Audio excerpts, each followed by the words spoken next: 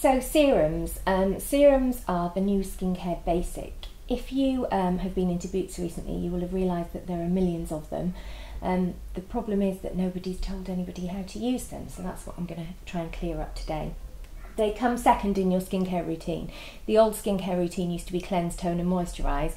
Ditch the toner, you just don't need it. It's just kind of perfumed water, it doesn't do anything. Warm water works better than a cold toner in my opinion. So what's replacing the toner is a serum. Now when serums started out, they were what's called a cosmeceutical, what we in the beauty industry call a cosmeceutical, which means something prescribed by a dermatologist, and they were found to be very effective. Now you can get a serum from anyone from say Nivea or Olay for about 20 quid up to a really premium brand for about £300. I should point out that I personally don't think you ever need to spend £300 on a serum at all. The best way I can describe what a serum does is, if you imagine that a vitamin tablet is like your moisturiser, so something you take for your overall skin's well-being, to keep things comfy and to keep things ticking over. A serum is more like taking a headache tablet in that it directly targets a problem with your skin. So you decide what your main skincare woe is, and there will be a serum to tackle that problem. There are lots of different types. You've got anti-aging serums over here, which claim to sort of fight wrinkles and slackening and all the different signs of ageing on the skin. And a lot of them are very effective at doing that. As much as anything applied topically can be effective, because nothing will go right deep into the skin. It will only handle the top layers of the skin. Then there are lots of serums that specialise in repairing sun damage.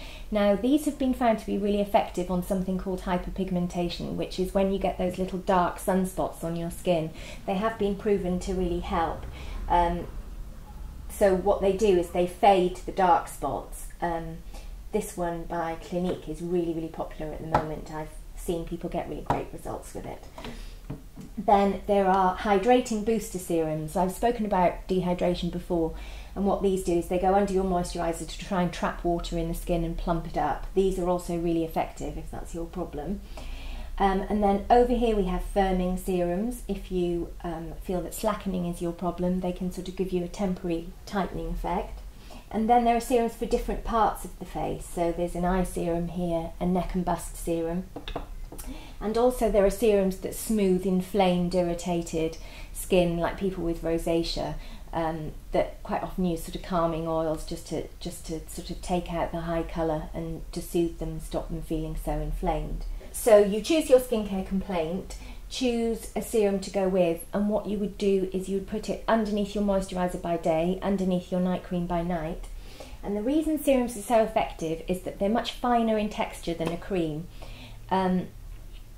They're very thin, which means they're more readily accepted into the skin, so they really soak into those upper layers in a way that a cream wouldn't. A cream would just sit on the top, which means the ingredients can kind of get to work straight away. Now the important thing to remember with the serum is that because they're so fine, they never contain sun protection, which you absolutely need. So it is important not to just put on a serum and run. It's important to follow up with either a moisturiser with an SPF in it, or at the very least a foundation or a tinted moisturiser with an SPF in it. Otherwise you're exposing yourself to more sun damage, which is lessening the effects of the sun damage repair that you're going for.